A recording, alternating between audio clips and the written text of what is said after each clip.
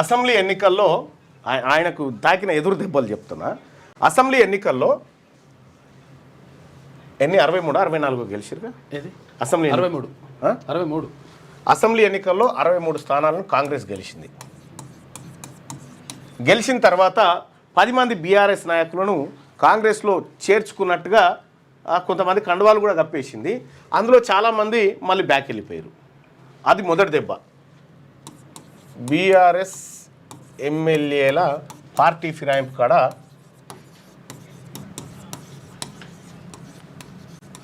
ఇక్కడ దెబ్బ తాకింది. ఇక్కడ మొదటి దెబ్బ రేవంత్ రెడ్డికి తాకినటువంటి దెబ్బ. రెండో దెబ్బ ఏంటంటే పార్లమెంట్ ఎన్నికలు. పార్లమెంట్ ఎన్నికల్లో మొత్తం 17 స్థానాలుంటే 8 ఒకటి ఎంఐఎంకి పోయింది, 8 బీజేపీకి పోయినాయి, 8 కాంగ్రెస్కి వచ్చినాయి. మోరోవర్ ఏంటంటే రేవంత్ రెడ్డి గారు ప్రాతినిధ్యం వహిస్తున్నటువంటి మహబూబ్ నగర్ పార్లమెంటు పరిధిలోనే కాంగ్రెస్ ఓడిపోయింది. రేవంత్ రెడ్డి గారు సిట్టింగ్ ఎంపీగా ఉన్న మల్కాజ్గిరిలో కాంగ్రెస్ ఓడిపోయింది. రేవంత్ రెడ్డి గారు ఇన్ఛార్జిగా ఉన్న చేవెళ్లలో కాంగ్రెస్ ఓడిపోయింది. ఇట్లా 8 స్థానాలు పోయినాయి. ఇక్కడ మరో దెబ్బ. ఒకవేళ ఆ 8 కనుక 16 సీట్లు కనుక కాంగ్రెస్కి వచ్చినంటే బీజేపీ నరేంద్ర మోడీ గారు ప్రధానమంత్రి అయ్యే అవకాశం చాలా తగ్గేది. అస్సలు దెబ్బ ఇక్కడ దాకింది.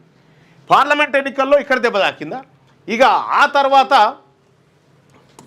ఎమ్మెల్సీ ఎన్నిక. నా ఎమ్మెల్సీ ఎన్నిక వచ్చింది. నా ఎమ్మెల్సీ ఎన్నికల్లో ఇప్పుడు నేను అభ్యర్థిని కాకపోయినుంటే కాంగ్రెస్ ఈడ ఇప్పటి వరకు గెలవలే. ఏది ఈ స్థానంలో మొట్టమొదటిసారిగా నేనే గెలిచిన కాంగ్రెస్ అభ్యర్థిని. ఇక్కడ నా ఎన్నిక రూపంలో కొంత ఊరట లభించింది. కాకపోతే నన్ను ఓడగొట్టాలని విశ్వ ప్రయత్నాలు చేశారు అనుకో. ఇదే రెడ్లు వీళ్ళందరూ కూడా విశ్వ ప్రయత్నాలు చేశారు.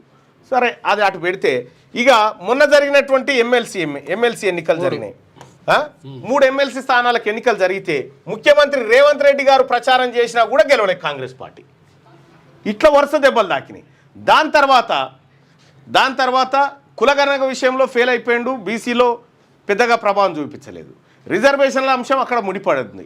ఇక ఇంకొకటి ఏంటంటే రేపు స్థానిక సంస్థల ఎన్నికల్లో కనుక ఇదే పర్ఫార్మెన్స్ ఉంటే రేవంత్ రెడ్డి గారికి గడ్డు కాలమే.